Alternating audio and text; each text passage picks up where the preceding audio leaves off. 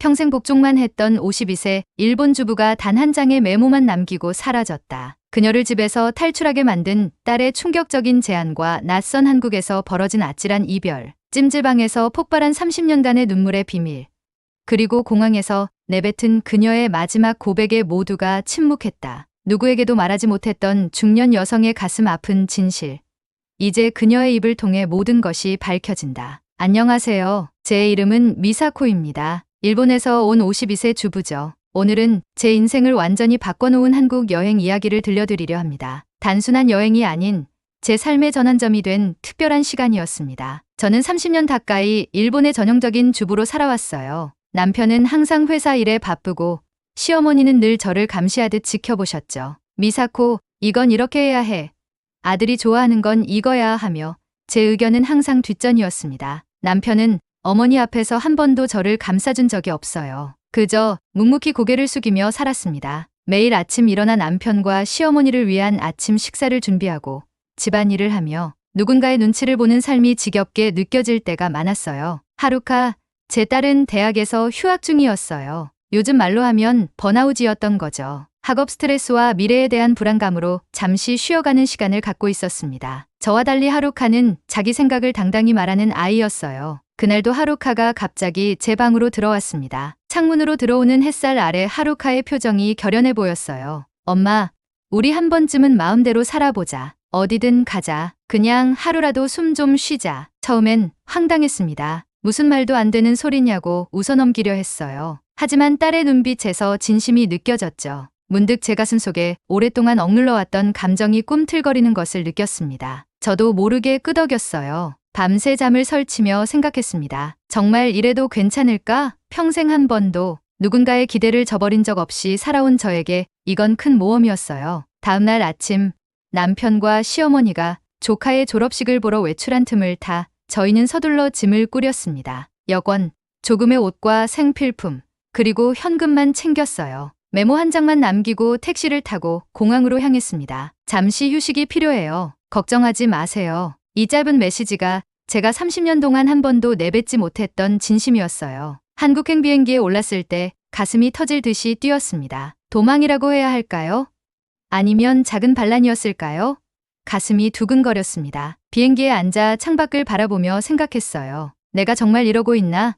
떨리는 마음과 동시에 묘한 해방감이 느껴졌습니다. 하루카는 제 손을 꼭 잡고 웃었죠. 엄마, 우리 이제 진짜 자유야. 걱정 마. 며칠만 있다 올 거니까. 그 말이 위로가 되면서도 가슴 한구석이 쓰렸습니다. 제 딸이 이렇게까지 해야 할 만큼 우리 가정이 답답했던 걸까요? 평생 가족을 위해 살아왔는데 그 가족에게서 도망치고 있다니 복잡한 감정이 밀려왔어요. 비행기가 이륙할 때 창문으로 보이는 도쿄의 풍경이 점점 작아지는 것을 보며 울컥했습니다. 공항에 도착할 때까지 불안함과 기대감이 교차했어요. 그래도 하루카와 함께라 든든했습니다. 인천공항에 도착했을 때 첫 느낌은 놀라움이었어요. 자동 출입국 시스템이 너무 편리했죠. 일본도 기술 강국이라 자부하지만 여기는 달랐습니다. 복잡한 절차 없이 몇 분 만에 입국 심사가 끝났어요. 얼굴 인식 시스템과 지문 스캐너를 통과하는 과정이 너무 신속하고 정확했습니다. 일본에서도 볼 수 없었던 최첨단 시스템이 인상적이었어요. 엄마, 여기 진짜 빠르다. 일본보다 훨씬 효율적인데 하루카가 눈을 동그랗게 뜨며 말했습니다. 제가 질문할 때마다 직원들은 친절하게 영어와 일본어로 설명해 주셨어요. 일본에선 외국인에게 서툰 영어로 대충 설명하고 마는 경우가 많은데 여기선 달랐습니다. 공항에서부터 마음이 조금씩 열리기 시작했어요. 직원들의 미소와 친절함이 낯선 나라에 대한 두려움을 누그러뜨렸습니다. 공항에서 나와 버스를 타고 서울로 향했습니다. 창밖으로 보이는 풍경이 생각보다 발전된 모습이었어요. 고층 건물들이 즐비하고 도로는 깨끗했습니다. 제가 한국에 대해 가지고 있던 선입견이 하나씩 무너지는 느낌이었죠. 하루카는 창밖을 보며 연신 감탄했습니다. 엄마, 여기 정말 깨끗하다. 도로도 넓고 건물들도 멋있어. 우리 생각했던 것보다 훨씬 현대적인데 솔직히 말하면 저도 그랬어요. 어렸을 때부터 듣던 한국에 대한 이야기들과는 많이 달랐습니다. 도로변에는 가로수가 줄지어 서 있고 곳곳에 작은 공원들이 보였어요. 버스 안에서 와이파이가 잘 터진다는 점도 놀라웠습니다. 일본에서는 아직도 공공장소에서 무료 와이파이를 찾기 어려운데 말이죠.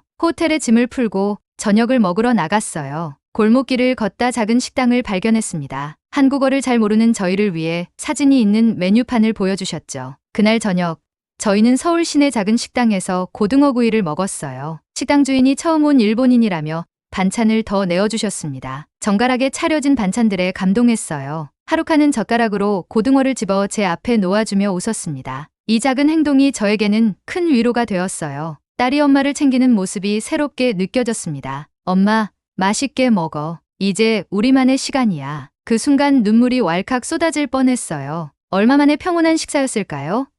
시어머니의 잔소리 없이, 남편의 무심한 시선 없이, 그저 딸과 마주 앉아 따뜻한 밥을 먹는 시간이 이렇게 소중할 줄 몰랐습니다. 작은 행복이 가슴을 채웠어요. 오랜만에 마음 편히 음식을 음미하면서 먹었습니다. 식사를 마치고 저녁거리를 산책하며 내일 일정을 계획했습니다. 서울의 밤거리는 생각보다 안전하고 활기찼어요. 어디서든 사람들의 웃음소리가 들렸죠. 늦은 시간에도 밝게 빛나는 간판들과 거리의 활기가 도쿄와는 또 다른 매력으로 다가왔습니다. 그날 밤 오랜만에 편안한 마음으로 잠에 들었어요. 내일은 어떤 새로운 경험이 기다리고 있을지 기대가 되었습니다. 다음 날 저희는 서울 지하철을 타기로 했습니다. 역사가 너무 깨끗해서 놀랐어요. 바닥에 쓰레기 하나 없었죠. 안내판은 한국어뿐만 아니라 영어, 일본어, 중국어로도 표기되어 있었습니다. 일본의 지하철도 깨끗하지만 여러 언어로 안내가 되어 있는 점이 정말 배려 깊다고 느꼈어요. 저희는 급행열차를 타려고 플랫폼에서 기다리고 있었습니다. 지하철에서 사람들이 스마트폰으로 영화를 보거나 게임을 하는 모습이 인상적이었어요. 알고 보니 지하철 안에서도 와이파이가 되고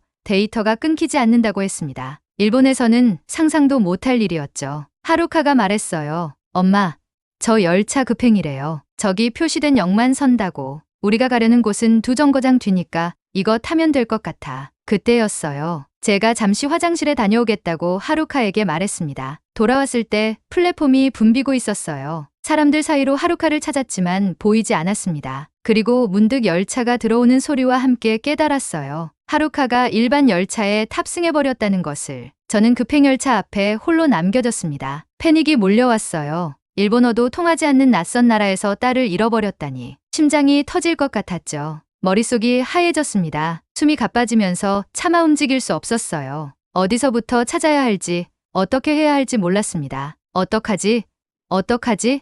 소리내어 말하고 있었나 봐요. 주변 사람들이 저를 이상하게 쳐다보기 시작했으니까요. 다리가 떨려 역 벤치에 앉아버렸습니다. 손에 땀이 흥건했고 가슴은 마구 두근거렸어요. 일본에서라면 아마 누구에게도 도움을 청하지 못했을 겁니다. 그저 스스로 해결하려고 했겠죠. 당황한 저를 본 영무원이 다가왔어요. 20대 후반으로 보이는 젊은 여성이었는데 제 상태를 보고 바로 상황을 파악한 듯 했습니다. 천천히 말을 걸어주셨죠. 괜찮으세요?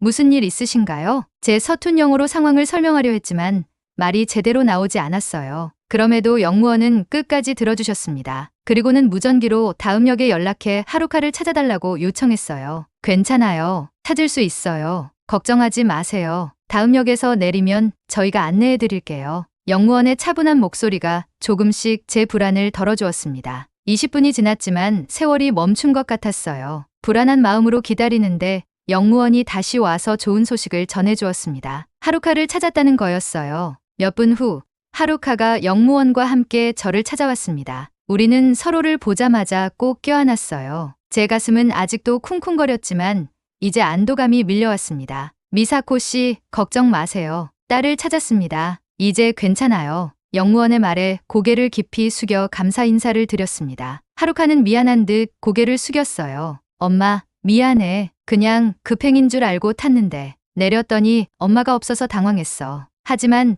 저는 화가 나기보다는 고마웠습니다. 누군가 나를 이해해주고 돕는다는 게 이렇게 소중한 일이었나 하는 생각이 들었어요. 일본에서는 늘 혼자서 문제를 해결해야 했는데 여기서는 낯선 이가 내 어려움을 함께 걱정해 주었습니다. 그 순간 처음으로 나도 보호받을 수 있는 존재라는 감정이 밀려왔어요. 지하철역을 나오면서 하루카가 내 손을 꼭 잡았습니다. 엄마, 정말 미안해. 내가 조심했어야 했는데. 저는 그저 웃으며 고개를 저었어요. 오히려 이 경험이 저에게 특별한 깨달음을 주었으니까요. 위기 상황에서도 타인의 배려로 마음의 안정을 찾을 수 있다는 것. 그것이 이 여행에서 배우게 된 첫 번째 교훈이었습니다. 버스 정류장에서 또 한 번 놀랐습니다. 이날은 갑자기 추워진 날씨였는데 의자에서 따뜻함이 느껴졌어요. 처음엔 착각인가 싶었지만 알고 보니 온열 의자였습니다. 일본에서는 상상도 못할 배려였죠. 전광판에는 버스가 몇 분 후에 도착하는지 실시간으로 표시되어 있었어요. 비가 오는 날에도 시민들이 편하게 기다릴 수 있도록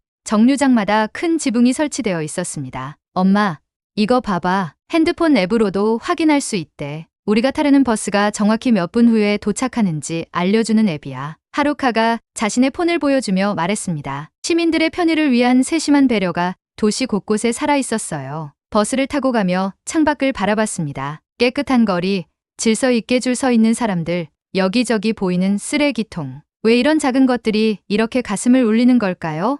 문득 생각했습니다. 사람을 먼저 생각하는 도시는 이런 모습이구나. 버스 안에서 노약자에게 자리를 양보하는 학생들, 모르는 사람에게도 친절하게 길을 알려주는 행인들. 이런 모습들이 계속 눈에 들어왔어요. 제가 길을 찾기 위해 지도를 펼쳐보고 있을 때 한 젊은이가 다가와 도움이 필요하세요? 라고 물었던 일도 있었습니다. 저는 창가에 기대어 이 모든 것을 천천히 느끼고 있었어요. 누군가 불편하지 않게 하려는 의지가 도시 곳곳에 살아있구나. 저도 모르게 중얼거렸습니다. 이날 오후 저희는 고속버스를 타고 근교 여행을 떠났어요. 고속버스 터미널에서도 놀랐습니다. 표를 사고 버스를 타는 과정이 너무 간단했어요. 티켓 발권기에서 목적지를 고르고 결제하면 바로 표가 나왔습니다. 터미널 직원은 일본인 관광객을 위해 천천히 정확하게 안내해 주셨어요. 미사코 씨, 이쪽으로 오세요. 13번 승차장에서 타시면 됩니다. 출발 10분 전에 오세요. 그분의 친절한 안내에 깊은 감동을 받았습니다. 질서정연함이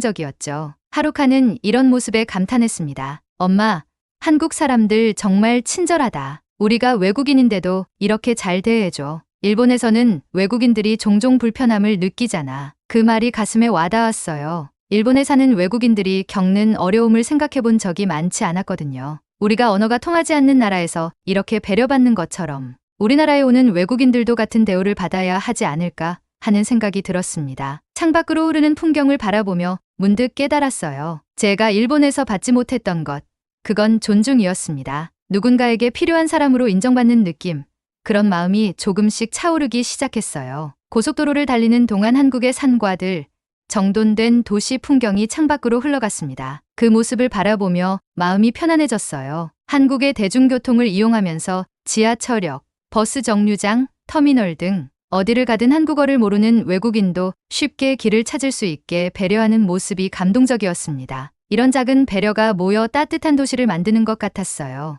며칠 전까지만 해도 낯설고 두려웠던 이 나라가 점점 편안하게 느껴지기 시작했습니다. 셋째 날, 저희는 한강공원으로 향했습니다. 지하철을 타고 여의도역에서 내려 한강공원으로 걸어갔어요. 날씨가 화창해서 공원에는 많은 사람들이 삼삼오오 모여 있었습니다. 돗자리를 펴고 앉아 피크닉을 즐기는 가족들, 자전거를 타는 연인들, 강변을 따라 조깅하는 사람들이 보였어요. 넓은 공원에 앉아 강물을 바라보는데 하루카가 말했어요. 엄마, 여기선 공원에서도 음식 배달이 된대. 우리 치킨 시켜볼까?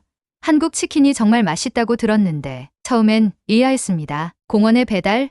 정말 가능할까요? 일본에서는 상상도 못할 일이었거든요. 공원에서 배달 음식을 먹는다니. 하루카는 휴대폰으로 앱을 열더니 주문을 했어요. 저는 반신반의하며 지켜봤습니다. 한강에 펼쳐진 매트 위에 앉아 강을 바라보며 기다리는 동안 기분이 묘했어요. 엄마, 진짜 오려나?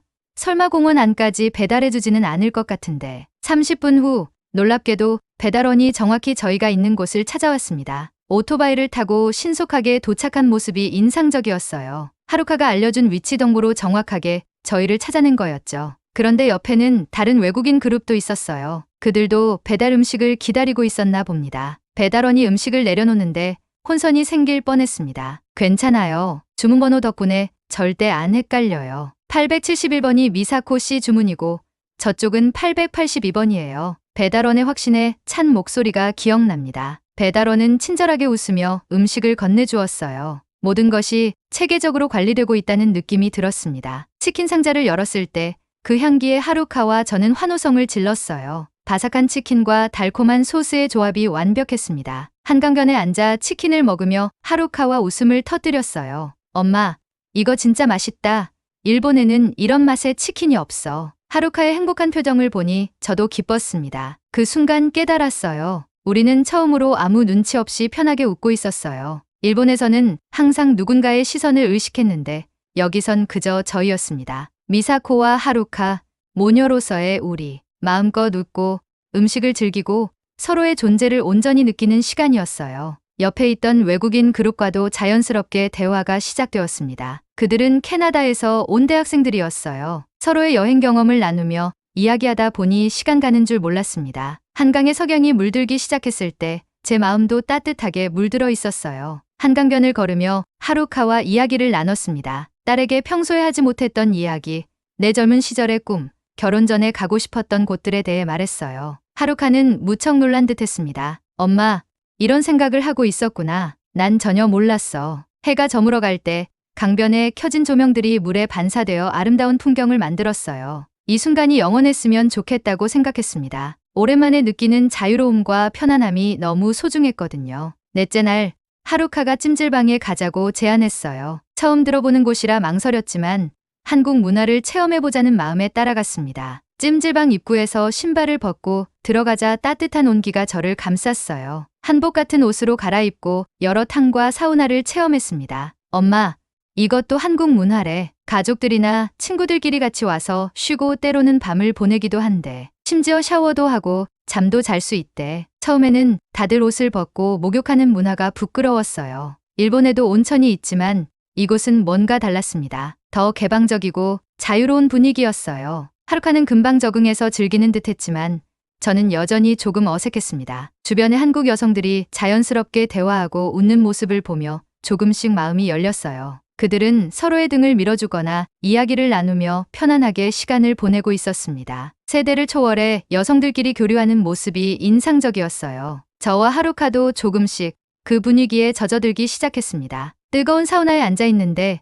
옆자리에 한국 중년 여성이 말을 걸어왔어요. 우리가 일본어로 대화하는 것을 들었나 봅니다. 일본에서 오셨어요?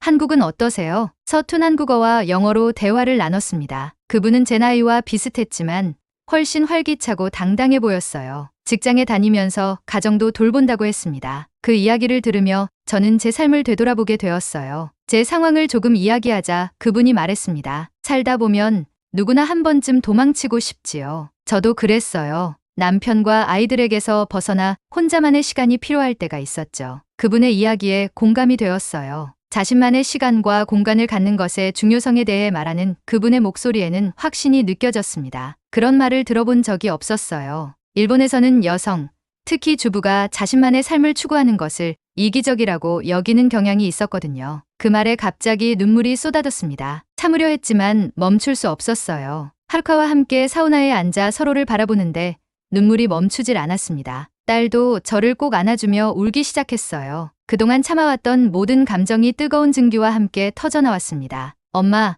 우리 이렇게 같이 운 적 있었어?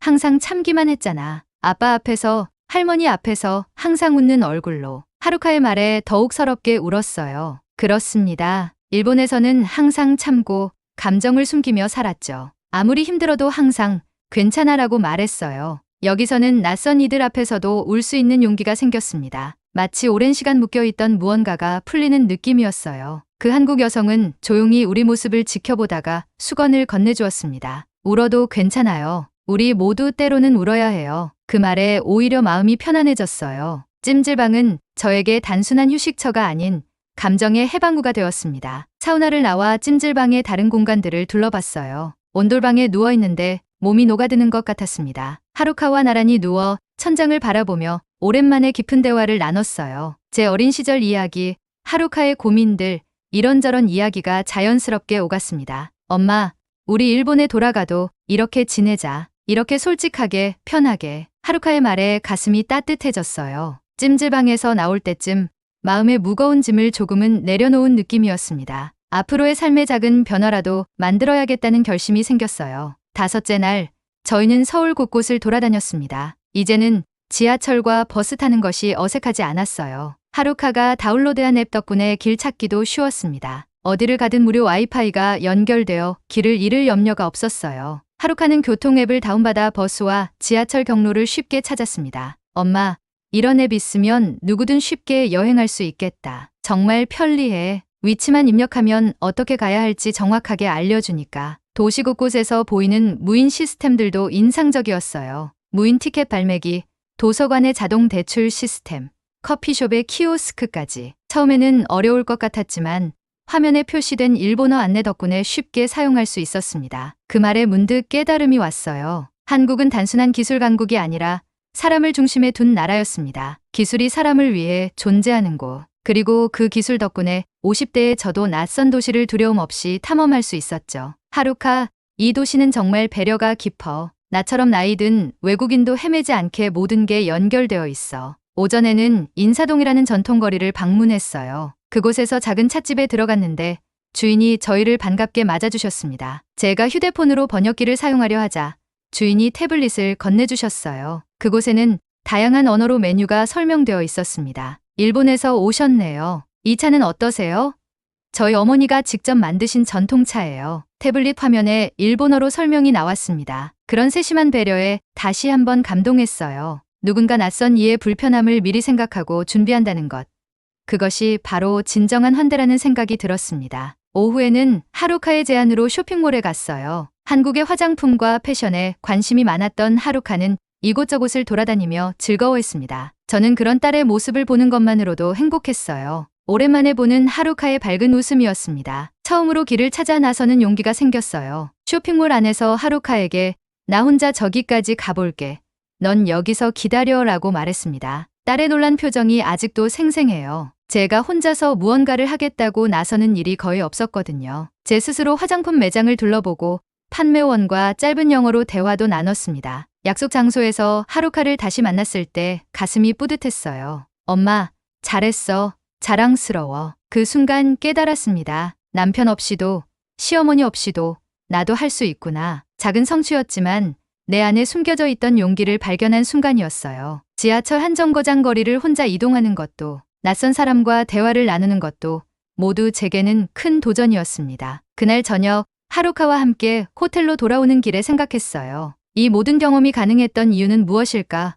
그것은 바로 모든 것이 연결되어 있고 누구나 쉽게 정보를 얻을 수 있게 설계된 도시 때문이었습니다. 언어의 장벽, 나이의 제약을 넘어설 수 있게 해주는 시스템이 있었기에 가능했던 거예요. 호텔에 도착해 하루카에게 말했습니다. 내일이면 우리 여행이 끝나. 정말 아쉽다. 하루카는 잠시 생각하더니 말했어요. 엄마, 난 이번 여행이 우리의 마지막이 아니었으면 좋겠어. 다시 한국에 오자. 아니, 다른 곳도 가보자. 딸의 말에 가슴이 설렜습니다. 이제 모험을 두려워하지 않는 자신을 발견하고 있었거든요. 마지막 날 인천공항으로 향하는 버스 안에서 하루카가 물었습니다. 엄마, 일본으로 돌아가고 싶어? 솔직히 말하면 돌아가고 싶지 않았어요. 이제 막 자유를 맛보기 시작했는데 다시 그 억압적인 일상으로 돌아간다고 생각하니 가슴이 답답했습니다. 하지만 현실은 현실이었죠. 남편과 시어머니가 기다리고 있을 테니까요. 솔직히 조금 더 있고 싶어. 하지만 돌아가야지.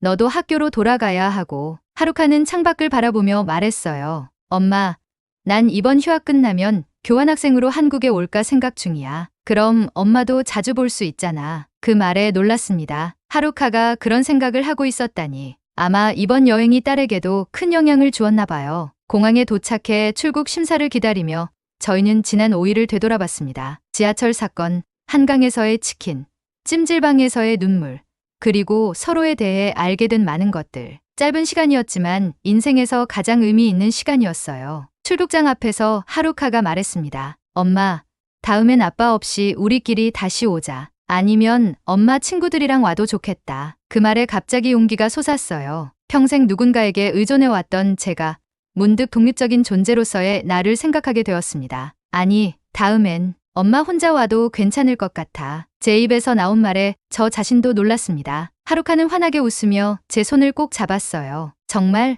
엄마가 혼자서. 와, 멋있다. 정말 할 수 있을 것 같아. 모르겠어. 하지만 해보고 싶어. 이번에 깨달았어. 나도 할 수 있다는 걸. 하루카는 제 어깨를 두드리며 말했어요. 엄마, 할 수 있어. 난 엄마를 믿어. 비행기에 오르며 되돌아봤습니다. 5일간의 여행이 저에게 무엇을 남겼을까요? 단순한 추억. 아니었습니다. 이 여행은 제게 나라는 존재를 다시 발견하게 해주었어요. 남편의 아내, 딸의 엄마, 시어머니의 며느리가 아닌 그저 미사코로서의 나를 만났습니다. 일본으로 돌아가면 똑같은 일상이 기다리고 있겠지만 이제 제 마음은 달라졌어요. 작은 변화부터 시작할 생각입니다. 먼저 시어머니에게 제 의견을 조금씩 말해볼까 해요. 어머님, 저는 이렇게 생각합니다. 라고 말하는 연습을 해볼 생각이에요. 남편에게도 주말에는 함께 시간을 보내자고 제안해볼 겁니다. 비행기 창문으로 한국의 모습이 멀어지는 것을 보며 생각했어요. 이 나라가 내게 가르쳐준 것은 단순한 여행의 즐거움이 아니었어. 자존감을 되찾고 나 자신을 소중히 여기는 법을 알게 해준 소중한 경험이었어. 한국은 미사코인 저에게 단순한 여행지가 아닌 두 번째 인생의 시작점이 되었습니다. 그리고 언젠가 정말로 혼자서 다시 한국을 찾을 날을 꿈꿔봅니다. 그때는 더 당당하게, 더 자유롭게 이 도시를 걸을 수 있겠죠. 아마도 1년 후쯤 제 생일 선물로 자신에게 주는 여행을 계획해볼까 합니다. 여러분도 가끔은 용기를 내어 익숙한 곳을 벗어나 보세요. 그곳에서 잊고 있던 자신의 모습을 만날지도 모릅니다. 저처럼 말이에요. 새로운 길을 걸으며 발견하는 것은 낯선 풍경만이 아닙니다. 바로 우리 자신, 그리고 우리 안에 숨겨진 가능성이죠. 여러분은 이 이야기를 듣고 어떤 생각이 드셨나요? 여러분의 생각을 아래 댓글에 남겨주세요. 그리고 감동적인 사연을 주변 사람들과 공유하고 함께 이야기 나눠보세요. 마지막으로 1초밖에 걸리지 않는 구독과 좋아요, 알림 설정은 영상 제작에 큰 힘이 됩니다.